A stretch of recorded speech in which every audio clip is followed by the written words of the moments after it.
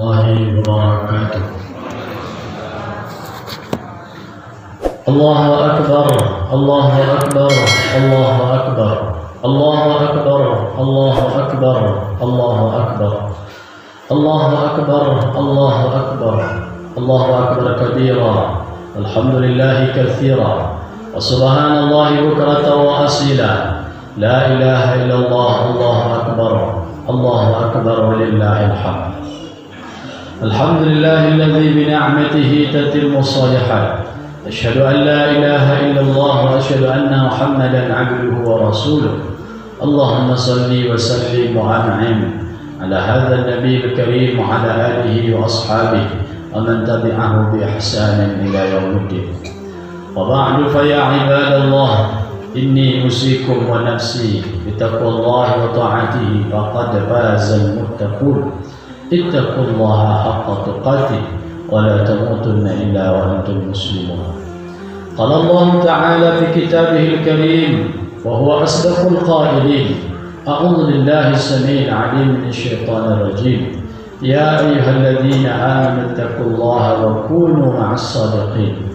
وقال في آية أخرى: يا أيها الذين آمنوا اتقوا الله وقولوا قولا سديدا يصلح لكم أعمالكم ويغفر لكم ذنوبكم ومن يطع الله ورسوله فقد فاز فوزا عظيما.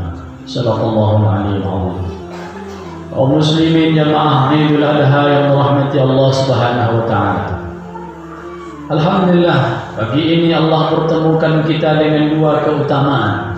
Satu letaknya pada hari-hari ini disebut dia Sayyidul Ayyam, induk daripada seluruh hari. Di dalam hadis sahih riwayat Imam At-Tirmizi disampaikan oleh Nabi kita Muhammad sallallahu alaihi wasallam, khairu yaumin tala'at fihi syamsu yaumul jum'ah. Hari yang paling utama itu adalah hari Jumat. Fihi khuliqa Adam. Pada hari Jumat itu Allah menciptakan Adam. Wa fihi udkhala al-jannah. Pada hari Jumat itu juga Adam dimasukkan Allah ke dalam surga. Wa fihi ukhraja minha. Pada hari Jumat itu juga dia dikeluarkan daripada surga. Wala taqumu sa'atu illa fi yaumil jumu'ah. Dan kiamat nanti akan terjadi. Langit runtuh, dunia ini hancur, kehidupan itu akan berakhir. Itu pun terjadi pada hari Jumat. Hari ini doa kita dikabulkan Allah Subhanahu wa taala. Maka kita disuruh memperbanyak salawat dan doa. Inilah keutamaan yang pertama. Dan yang kedua, inilah dia 10 hari pertama di bulan Zulhijjah.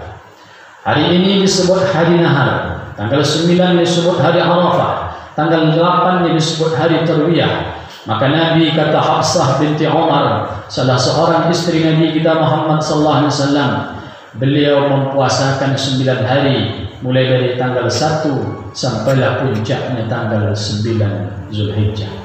Di dalam hadis sahih yang diriwayatkan oleh Imam Muslim dan juga riwayat-riwayat yang lain dari Abdullah bin Abbas radhiyallahu anhuma, "Ma min ayyamin al-'amalu shalihu fihinna ahabbu ila Allah min hadhihi al-ayyam al-'ashr."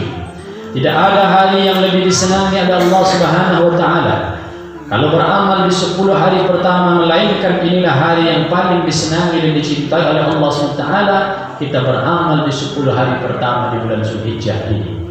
Mendengar Nabi menyampaikan itu, para sahabat pun bertanya kepada Nabi, "Walal jihadu fi sabilillah?" Apakah jihad fi sabilillah masih kalah keutamaannya oleh 10 hari pertama di bulan Zulhijjah itu ya Rasulullah? Rasul menjawab, "Walal jihad fi sabilillah." Jihad pun masih kalah keutamaannya oleh 10 hari pertama di bulan Zulhijjah.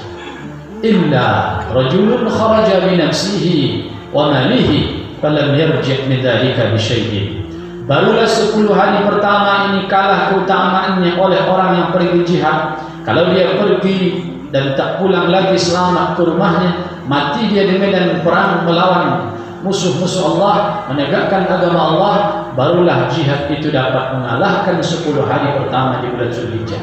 Tapi kalau dia selamat lagi pulang sampai ke rumah, beramal di 10 hari pertama ini lebih utama dan lebih mulia.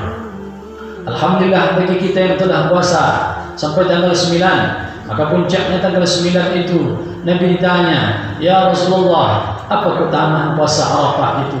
Yukaffir sanatal madiyah wal baqiyah. Allah ampunkan setahun yang lalu dosa yang pernah dia lakukan dan setahun yang akan datang. Apa makna dosa setahun yang akan datang? Apakah dosa yang belum kita berbuat itu sudah diampunkan Allah Ta'ala? Kata para ulama, bukan itu maknanya. Maknanya Allah jaga kita agar tidak terjatuh ke dalam maksiat dan dosa kepada Allah Subhanahu wa Ta'ala. Allahu Akbar, Allahu Akbar, Allahu Akbar walillahil hamd. Hari ini adalah hari raya Aidul Adha, di mana disyariatkan bagi kita yang mampu untuk menyembelih kurban. Maka sepakat seluruh ulama mulai dari mazhab Hanafi, Hambali, Syafi'i dan Maliki mengatakan bahawa orang yang dia mampu mestilah menunaikan ini setiap tahun, fi kulli marrah, setiap tahun. Lalu apa batasan dan ukuran mampu menurut para ulama? Menurut mazhab Imam Asy-Syafi'i, bagi orang yang punya belanja untuk makan, pakaian, tempat tinggal, biaya hidupnya, untuk dirinya, untuk orang yang wajib dia nafkahi, istrinya, anaknya, pembantu kalau ada yang tinggal bersama dia di rumah, mulai dari petang tanggal 10 sampailah nanti sore terakhir tanggal 13, 10, 11, 12, 13 di bulan Dzulhijjah.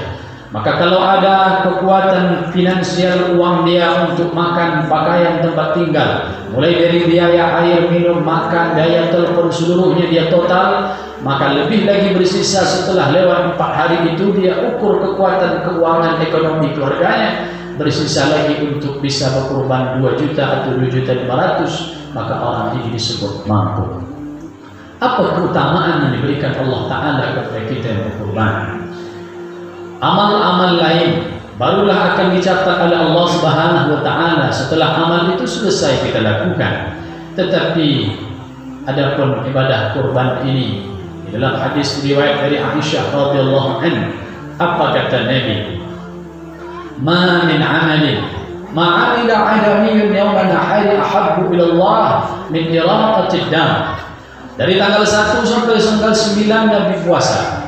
Maka hari ini tanggal 10, apa amal yang paling disenangi dan dicintai oleh Allah SWT untuk dilakukan? Apakah puasakah dia? Apakah salat dia? Apa baca Quran? Bukan. Apa kata Nabi? Min iraqatid dam. Itulah menyembelih hewan kurban. Wa innaha lata'ti yawmal qiyamati biquruniha wa ash'ariha wa azlafiha. Hewan yang disembelih itu nanti akan datang kepada orang yang menyembelihnya itu, pada orang yang berkurbannya itu. Apa yang datang untuk memberikan saksi keringanan bagi hisabnya yang berat? Apa yang datang itu? Kurun, tanduk, ash'ar, bulu-bulunya, azlaq, kuku-kukunya. Wa inna dama la yaqa'u bimakanin innallahi qabla an yaqa'a 'alal ardi. Darahnya itu sudah disediakan Allah tempat di sisinya. Sebelum darah itu menetes ke tanah, ke bumi Allah Ta'ala, Allah telah menerima kurban orang yang sudah punya niat mulai dari tahun dulu sampai hari ini disempurnakan. Wa tayyibu biha nafsan. Maka untuk itu kata Nabi, jadikanlah diri kalian itu senang untuk berkurban. Maka Nabi setiap saat setelah disyariatkan pada tahun kedua Hijriah sampailah beliau berpulang ke rahmatullah, puncaknya pada tahun 10 Hijriah Nabi berkurban 100 ekor. Allahu Akbar, Allahu Akbar, Allahu Akbar. Pada hari raya Aidul Fitri kita disyariatkan membayar zakat fitrah bagi yang mampu, bagi yang dia itu hidup pada hari itu, tak mengenal kecil tua muda, laki-laki perempuan, musafir ataupun menetap di tempat, maka dia wajib membayarkan itu sa'in, 1 sa', lebih kurang 2,5 kilo atau 3 kilo. Pada hari ini kita disuruh menyembelih kurban. Apa maknanya? Islam tidaklah sekedar ritual hubungan antara individu dengan Tuhannya, tapi mestilah ada dia memperhatikan orang-orang yang berada di sekitarnya. Setiap ibadah yang disyariatkan Allah Ta'ala kepada kita, salat disuruh kita berjamaah 5 kali sehari semalam, subuh, zuhur, asar, maghrib, isya. Kenapa disuruh berjamaah? Kata para ulama, bahkan dalam mazhab Hambali hukumnya fardhu ain bagi laki-laki, di dalam mazhab Syafi'i hukumnya fardhu kifayah. Ma min salasatin fi qaryatin aw badawin la tuqamu fihi as-salatu illa istahwaza alaihim asy-syaitan. Kalau andai di penduduk kampung itu diisi oleh hanya 3 orang saja, di sebuah lembah terpencil jauh dari perkampungan orang yang ramai, yang 3 ini tidak melaksanakan salat jamaah, dia telah dikuasai oleh syaitan, kata Nabi. Ketahuilah oleh kalian bahwa kambing-kambing yang terpisah dari rombongan itu, itulah kambing yang akan ditangkap oleh serigala. Serigala itu syaitan, serigala itu adalah musuh-musuh Islam. Wa alaikum bil jamaah, maka kalian mesti salatnya berjamaah, karena kambing yang terpisah dari rombongan itulah yang akan ditangkap serigala. Maka syaitan kepada yang berdua takut, kepada yang bertiga lebih takut, dan kepada yang ramai lebih takut. Maka salat berjamaah di masjid yang jamaahnya ramai lebih afdal daripada salat di masjid yang jamaahnya lebih sedikit daripada itu.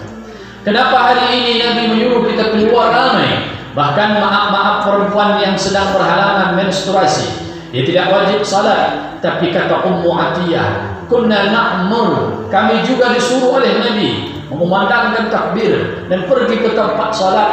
Untuk apa? Untuk memperlihatkan bahwa kita ini punya kekuatan dan kita ini punya hubungan kebatinan. Kita datang ke sini bukan karena hubungan duniawi, kita didatangkan kemari karena panggilan keimanan kita. Antara khatib dengan jamaah mungkin tidak ada ikatan kekerabatan, tidak satu negeri, tidak satu kampung, tidak satu suku, tapi apa yang mengikat kita? Alaqatul imaniyah, itulah ikatan keimanan yang tidak akan dipisahkan sampailah nanti bertemu dengan Allah Subhanahu wa taala. Allahu akbar, Allahu akbar, Allahu akbar. Subuh orang ini datang, di saat asar kawannya ditengok kiri kanan tak ada. Dia pun bertanya, "Kemana Bapak Fulan? Kenapa dia tak datang?" Lalu dicarilah kabar dan berita, rupanya dia ini sedang sakit. Dari mana dia tahu? Dari salat berjamaah. Salat disuruh berjamaah. Begitu juga ibadah-ibadah yang lain. Sampailah puncaknya nanti haji. Haji kenapa disuruh puncaknya di Arafah? Orang tidak boleh pakai pakaian berjahit, memakai pakaian yang sama. Artinya dari suku mana dan ras apapun, status sosial apapun kita, dari penjuru negeri manapun kita datang, di saat di depan Rabb kita sama.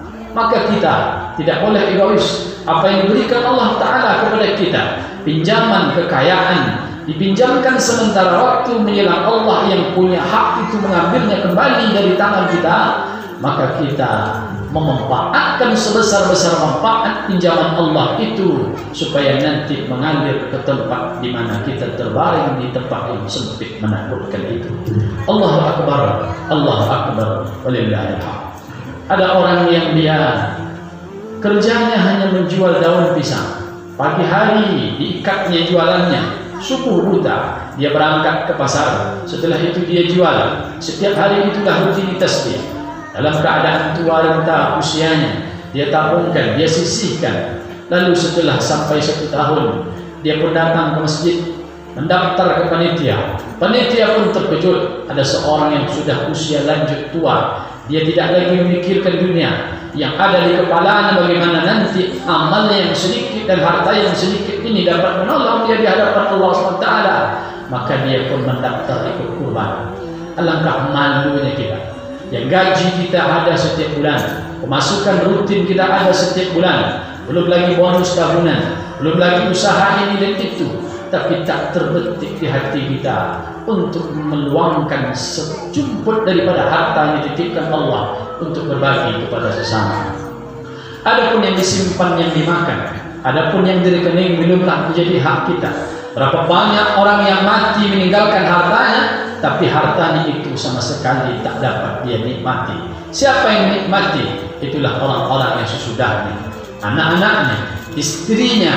Ialah kalau anak dan istrinya mengingat dia, setiap sedekah dia niatkan untuk ayahnya yang telah susah, pagi petang siang malam mengumpulkan harta. Kalau anak-anak tak dididik, kalau mereka tidak dipahamkan tentang agama, begitu kita mati mereka bergembira, bereporia, karena mereka akan dapat memanfaatkan harta ini sesuai selera kehendak hati. Nauzubillah, ma'udzubillah. Kaum muslimin, kaum muslimat jemaah Idul Adha rahmatullah subhanahu wa ta'ala. Apakah bisa kita ini disebut bersaudara? Antara orang yang meja makannya dipenuhi oleh makanan dengan orang yang dia tidak bisa mengisi perutnya karena memang tidak ada yang bisa dimakan. Miris sekali hati kita kaum muslimin, apalagi di saat susah pandemi seperti hari ini. Makanya Majelis Ulama Indonesia merekomendasikan kepada peserta kurban, terkhusus untuk tahun ini, alangkah baiknya dia tidak mengambil jatahnya, dia berikan seluruhnya kepada fakir miskin. Walaupun sebenarnya dalam hadis Nabi, peserta kurban ini berhak dia atas daging kurbannya. Di dalam surah Al-Hajj Allah SWT menyampaikan, "Fakulu minha wa at'imul ba'is dan fakir." Makanlah oleh kalian sebagian daging hewan yang kalian kurbankan, lalu berikanlah kepada orang yang sengsara dan dipakir. Kesengsaraan hari ini telah bertumpuk sampailah pada puncaknya. Orang-orang tidak lagi bisa beraktivitas seperti biasa. Para orang yang dia selama ini berjualan di sekolah, sekolah tutup. Ustaz-ustaz kita yang mengajarkan anak-anak kita selama ini mengaji di MDA, di rumah-rumah tahfiz, hari ini murid-muridnya tak datang lagi. Begitu juga orang-orang yang mengantarkan makanan ringan ke sekolah, membuat makanan ringan, kue apapun bentuknya, hari ini mereka putus. Mulai dari warung-warung kopi, rumah makan, travel, seluruhnya seperti banjir besar menghantam seluruh sisi ekonomi kita. Maka kita hari ini nampaklah oleh kita ada orang-orang miskin baru, maka mesti lagi diberdayakan. Andai ini berkelanjutan sampai akhir tahun, Allahu a'lam entah apalah yang akan terjadi. Maka disinilah kita diuji oleh Allah Subhanahu wa taala. Bagi yang kaya dia lapangkan rezekinya untuk saudaranya. Bagi yang dia punya kemampuan, dia ringankan beban saudaranya. Man nafasaha mu'minin kurbatan min kurabi dunia, nafasallahu lahu kurbatan min kurabi yaumil qiyamah. Siapa yang melapangkan kesulitan saudara mukminnya di dunia ini, Allah akan lapangkan kesulitan dia pada hari kiamat. Berapa banyak kesulitan yang akan kita hadapi menjelang mati, belum lagi masuk liang lahat. Diceritakan langsung oleh Allah melalui Al-Quran. Di saat Israel sudah membawakan kain kafan untuk roh kita, adapun kain kafan untuk jasad kita sudah disiapkan oleh serikat kematian, maka Israel itu siap mengeksekusi. Duduklah dia dekat kepala calon Ismail itu. Maka sebenarnya calon Ismail ini berteriak, tapi sayang teriakan itu tidak bisa kita dengar. Makanya Imam Al-Qurtubi di dalam kitabnya At-Tazkirah li Ahwalil Maut menceritakan bagaimana sifat-sifat kematian. Kematian itu pertama kata beliau datangnya cepat dan tiba-tiba. Yang kedua, kematian itu mempunyai sebab. Yang ketiga, kematian itu erat kaitannya dengan rezeki. Apa maknanya? Selagi rezeki kita masih ada di muka bumi, Allah tidak akan cabut nyawa kita. Imam Hasan Al-Basri 3 kali kata beliau setiap hari malaikat Israel datang menengok kita untuk mencabut nyawa kita. Begitu dia tengok catatan rezeki kita masih ada, maka dia pun berpaling dari kita. Tetapi jika jatah rezeki sudah habis, maka itu naikkanlah tugasnya itu. Di saat itulah dia. Dan yang keempat, sifat kematian itu ada sakaratul maut. Di saat sakaratul maut inilah mulailah diambil dari kaki. Maka yang pertama terasa sejuk dingin itu di kaki, sampailah nanti puncaknya di ubun-ubun. Wal nazi'ati warqa, wal nasyitati nasqa. Ada yang dicabut dengan keras, ada yang dihentakkan dengan kuat. Maka sakitnya tak bisa lagi disebut. Seperti apa sakitnya? Tak bisa lagi dikatakan dengan kata-kata, karena di saat itu logika kita sudah dimatikan oleh rasa takut. Apa bukti dari logika kita sudah dimatikan? Maka orang di saat sakaratul maut dia tidak bisa berbicara karena logika tidak lagi berfungsi dan mulutnya tidak bisa lagi menyebut rasa sakit.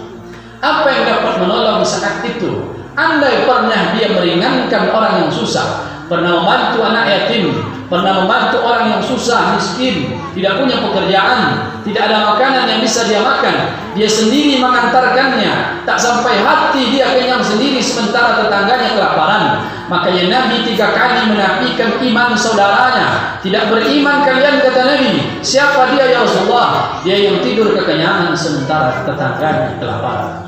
Kalau begini saja tidak disebut iman kita sempurna, apalagi dia tidak bisa menyekolahkan anaknya, tidak bisa menyambung pendidikannya, tidak bisa. Kenapa? Tidak ada biaya, tidak ada beli seragamnya, tidak ada beli bukunya, tidak ada beli bayar semuanya. Maka kita kaum muslimin, jemaah Idul Adha rahmati Allah, sekali sepekan dikumpulkan hari Jumat, sekali setahun dikumpulkan kita lagi.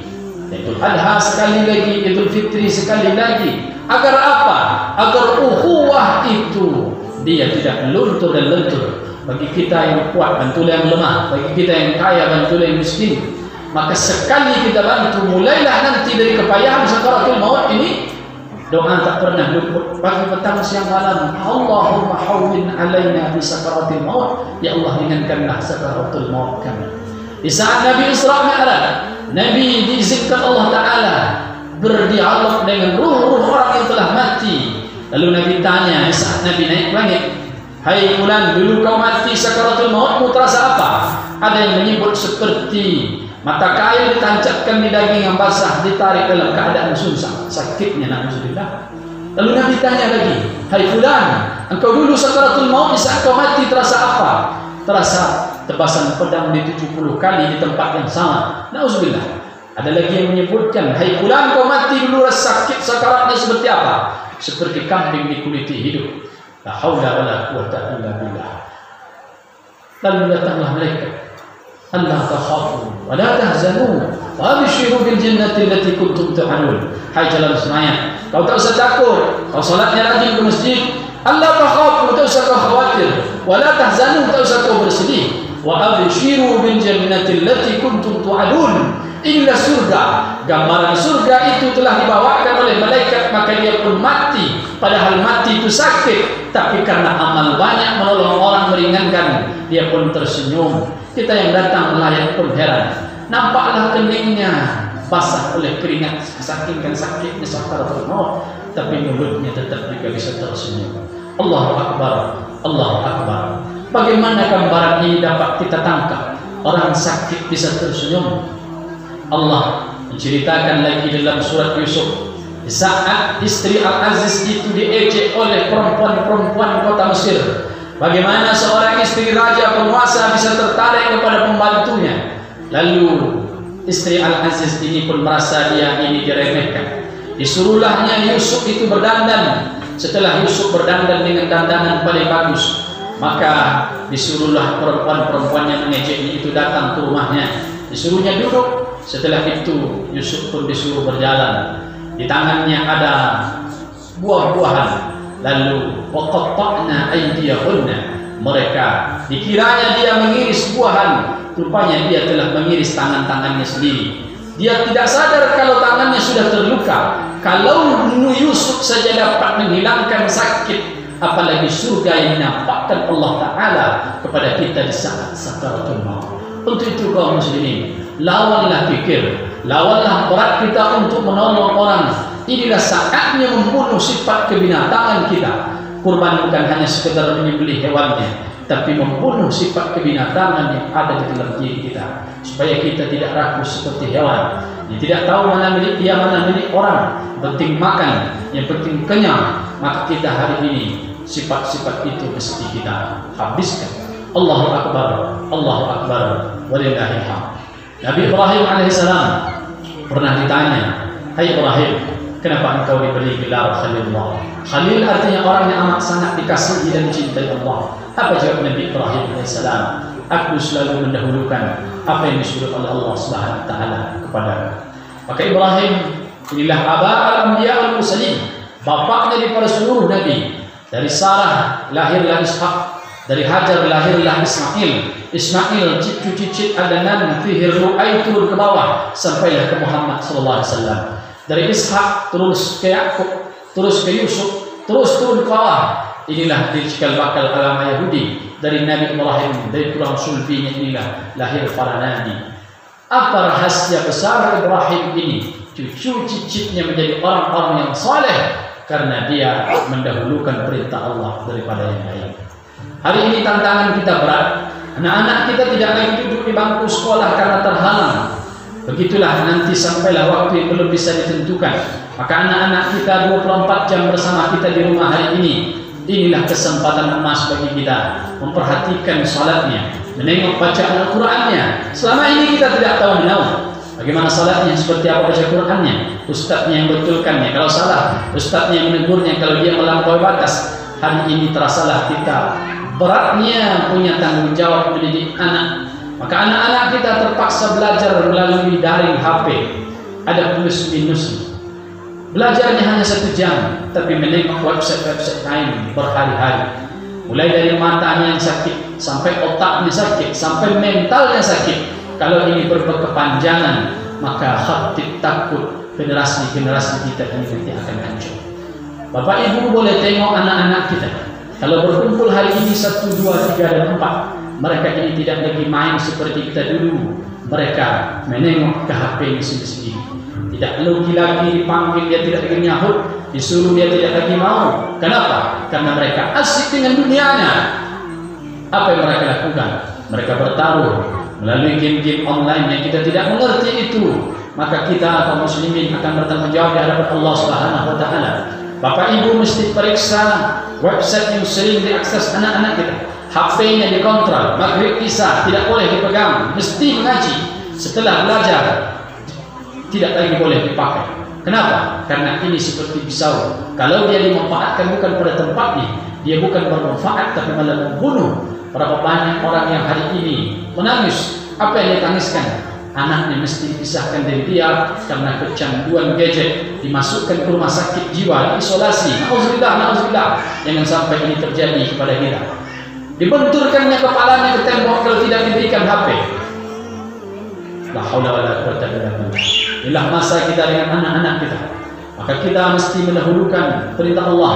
Sampaikan itu kepada anak-anak kita. Di saat azan berkumandang di masjid-masjid kita, anak-anak kita bawa dia ke masjid. Yang laki-laki bawa dia ke masjid. Subuh, zuhur, asar, maghrib, isya. Alhamdulillah hari ini Allah telah menunjukkan kuasanya. Lebih kurang dari tahun 1453 Muhammad Al-Fatih memerdekakan Konstantin. Setelah 3 kali gagal menembus tembok besar yang dibuat oleh Kaisar Romawi Timur, pusatnya adalah Vatikan Roma, agamanya Katolik. Lalu mereka ini membuat sebuah tembok besar, hari itu bernama Konstantinopel, yang tidak bisa ditembus oleh apapun. Tapi Nabi telah berjanji tahun ke-5 Hijriah, atas tahun Konstantinia, ni'mal jayshu jaysuha wa ni'mal amiru amiruha. Konstantin itu nanti akan ditaklukkan oleh kalian. Sebaik-baik pasukan itulah pasukannya, dan sebaik pemimpin pasukan itulah dia orangnya. Itulah dia senama dengan Nabi kita Muhammad Al-Fatih. Tembok itu pun diruntuhkan hari Selasa tanggal 29 Mei 1453 Masehi. Runtuhlah tembok besar itu, sejarah mengukir ini. Lalu dia pun sujud syukur. Dilepasnya surbannya, diambilnya segenggam tanah Konstantin, diletakkannya di kepalanya. Ya Allah, ya Tuhan, aku ini diri tanah, aku ini tak punya kuasa apa-apa. Atas berkat rahmat Engkau ya Allah, aku dapat memerdekakan Konstantin itu. Dia menoleh ke kanan menyebut Masya Allah, melihat ke kiri menyebut Masya Allah. Setelah itu dia naik lagi ke kudanya, terus berjalan ke Hagia Sophia. Hagia Sophia hari itu di bawah bayang-bayang kuasa Romawi Timur. Itulah dia Katedral Kristen Ortodok Koptik. Di dalam gereja masuklah Al-Fatih ke dalam. Di dalamnya penuh sesak orang yang ketakutan, karena mereka mengira apa yang dilakukan Al-Fatih sama seperti apa yang dilakukan dulu oleh Ratu Isabella dengan suaminya Ferdinand kepada saudara-saudara kita di Andalusia, Spanyol, Real Madrid yang dulu 700 tahun beragama Islam. Setelah itu diperangus, dibantai, diusir, dipaksa murtad. Mereka ketakutan. Akankah Al-Fatih membalaskan itu? Al-Fatih masuk ke dalam, lalu dia berkata, kalian bebas sebebas-bebasnya. Kalau kalian ingin tinggal di sini silahkan. Kalau kalian ingin pindah dari negeri ini, aku jamin keselamatan kalian keluar dari benteng Konstantin ini. La haula wala quwwata illa billah. Makanya pembesar-pembesar Yunani mereka berkata, kami lebih cinta kepada sorbannya orang Islam daripada itu uskup-uskup kami sendiri. Maka anak-anak kita mesti kita pahamkan tentang sejarah, supaya tuduhan teroris, tuduhan anarkis, tuduhan yang kasar itu mesti bisa kita bantah. Hari itu Al-Fatih tidak membunuh. Kenapa? Karena dia paham di saat Nabi menyuruh syariah pasukan perang, apa kata Nabi? Ingin melepaskan pasukan itu berperang, la taqtulu syaikhan faniya. Jangan kalian bunuh orang tua, wala sabiyan murdi'a. Jangan kalian bantai anak-anak kecil. Wala tahdimu buyutan, jangan kalian runtuhkan rumah-rumah penduduk. Jangan kalian bunuh ar-rawahib bis-sawami' wal kanais. Jangan kalian bunuh rahib pendeta-pendeta yang ada di sinagog dan gereja-gereja. La taqta'u syajaran, jangan kalian potong pohon-pohon. Tak boleh. Kalau pepohonan saja tak boleh dipotong, apalagi leher manusia. Inilah syariat kita, dan kita mesti paham itu dan kita ajarkan kepada anak-anak kita. Karena musuh-musuh kita hari ini terus mencari kekurangan, dan di saat mereka tahu, disitulah jalan mereka masuk untuk merendahkan kita. Hari ini kaum muslimin rahmati Allah SWT, mari kita berbenah, mari kita bergandeng tangan, tidak lagi melihat dari sisi apa kita bergerak, Salafi ataupun dia Terbiyah, NU, Muhammadiyah, apapun pergerakannya, selagi itu untuk menegakkan agama Allah, maka kita tetaplah bergandeng tangan. Persamaan kita lebih banyak daripada perbedaannya. Bagi yang tak kunut, baca bismillah, zikir jahar ataupun tidak, maka hari ini kita tidak lagi memperdulikan itu. Negara kita sudah ingin dirubah falsafahnya oleh orang-orang yang dia punya niat jahat terhadap itu dan ingin menghilangkan agama dari negara kita. Maka kita mesti kuat, kitalah barisan terdepan membela itu, dan kita mesti menjaganya sampailah nanti Allah menjaga nyawa kita. Barakallahu li wa lakum fil Qur'anil azim. Nafa'ani wa iyyakum bima fihi min ayati wa zikril hakim. Wa taqabbal minni wa minkum tilawatahu innahu huwal ghafurur rahim.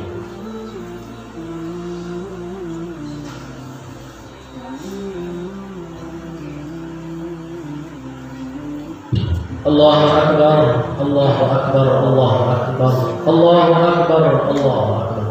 Allahu akbar kabira, alhamdulillah katsira, wa subhanallahi bukratan wa asila. La ilaha illallah, Allahu akbar, Allahu akbar wa lillahi.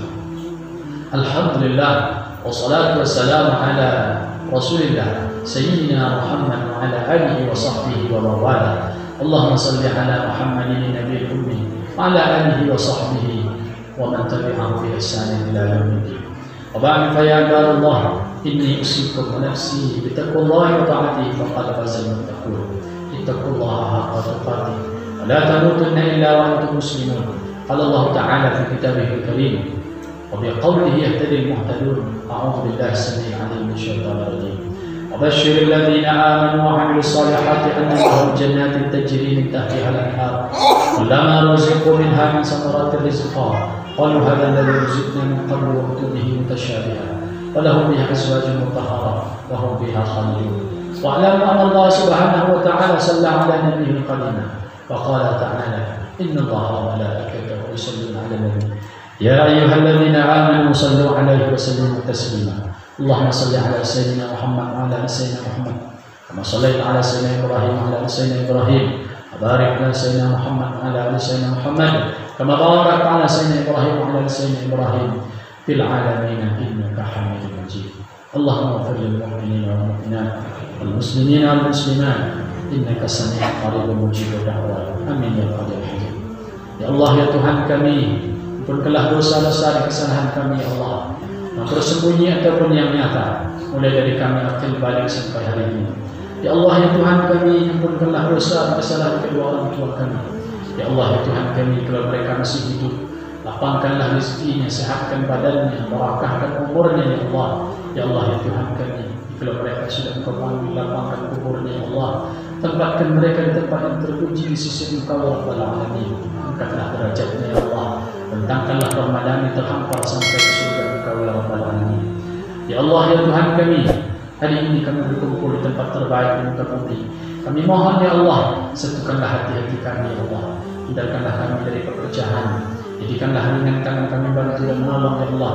Ya Allah ya Tuhan kami, jauhkan negeri kami dan negeri kaum muslimin pada umumnya dari bala bencana, dari musibah ya Allah ya Rabbal Alamin. Ya Allah ya Tuhan kami, selamatkanlah kami, selamatkan anak-anak kami, jadikan mereka para penghafal Al-Quran, jadikanlah di rumah-rumah kami itu salat-salat waktu ya Allah, dan menjadikan anak-anak kami melalaikan salat ya Rabbal Alamin. Ya Allah ya Tuhan kami, jangan jadikan obsesi kami besar terhadap dunia ya Allah, jangan masukkan dunia itu dalam hati kami sehingga kami lalai dengan Engkau ya Rabbal Alamin. Ya Allah ya Tuhan kami, kepada Engkau lah tempat kami kembali, berilah kami ridha dan maghfirah. Rabbana atina fid dunya hasanah wa fil akhirati hasanah wa qina adzabannar. Ibadallah, innallaha ya'muru bil 'adli wal ihsan wa ita'i dzil qurba wa yanha 'anil fahsya'i wal munkari wal baghi ya'idukum la'allakum tadhakkarun wa la dzikrullahi akbar.